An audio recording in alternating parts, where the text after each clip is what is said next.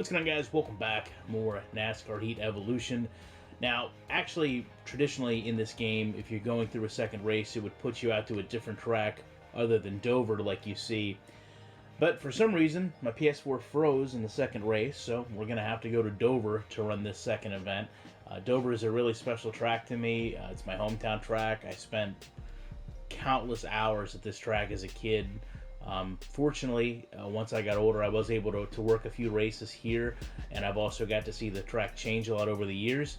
And we'll just go out to qualify here, and like we talked about in prior videos, you're gonna have to turn on the mirror for some reason. It's always off. Not that it's needed in qualifying, because there's only you on the track, unless it was real NASCAR qualifying, in which case there would be other cars on the track. It's strange to me this game gets some things like that wrong, like its group qualifying has been around for a while now. I don't know why they wouldn't have it in this game, but they don't. This track to me in this game drives terribly. It's way too tight on exit. I know for a fact cars really don't get that tight on exit here. Generally you fight loose off, but whatever. The setups in this game don't seem to be very responsive to what I'm used to setting race cars up as, but then again, it's been a very long time since I've worked on any type of setup for a cup car, so who am I to say it's wrong? The track here, I've been able to see a lot of changes over the years at this place. First started going to it when it was asphalt, and obviously it's went through a variety of seating changes. The seats that we had season tickets for the longest time aren't even there anymore, so what can you do? Life goes on, right? So here we'll get ready to race, and we talked a little bit about the speed disparity here. And this is a track where I think more than any, it is apparent if you're off the pace a little bit.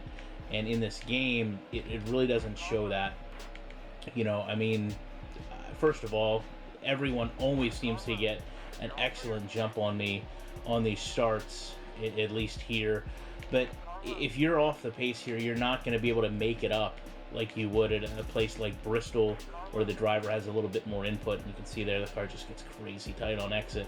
And I'm losing just, a ton of positions. I'm also running a lane that's not really conventional and driving in the back of Matt DiBenedetto.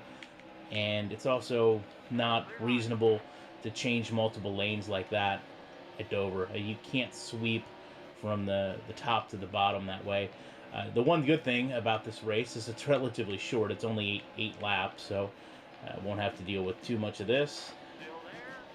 The other thing I found interesting is where they run these cars. So Danica Patrick usually gets put up fairly high, and Kyle Larson generally gets put back fairly low, which, again, to me that's a little strange, But at least, like I said, you can say one thing: if nothing else, they're consistent in where they run. As you race this game more and more, you'll see the cars that you race around really don't change. And, just got slammed into by Biffle, which is interesting. No damage, you can see there.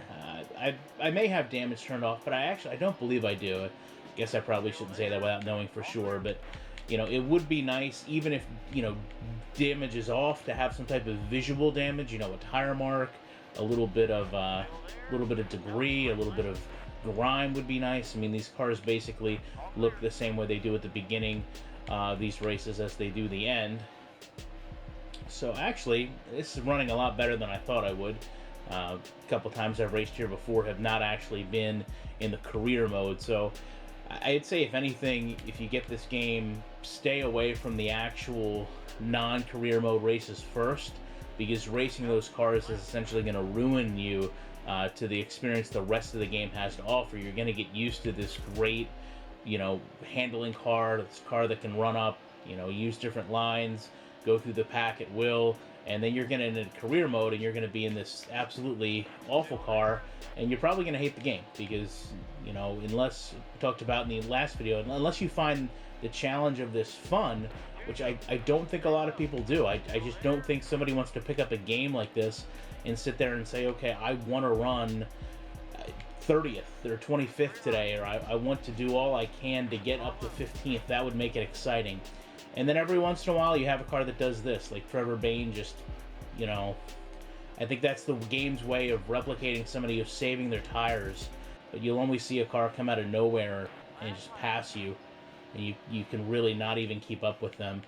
So, for what that's worth, I don't think Trevor Bayne would be the one to epitomize saving tires and running back up through a field, but I guess I can't complain if it's in the game to a degree. But it looks like we're going to wrap up here with an 18th place position.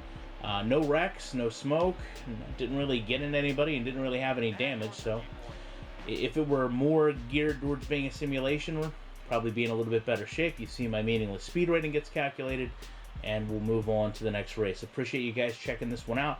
I'll be back later on with more commentary.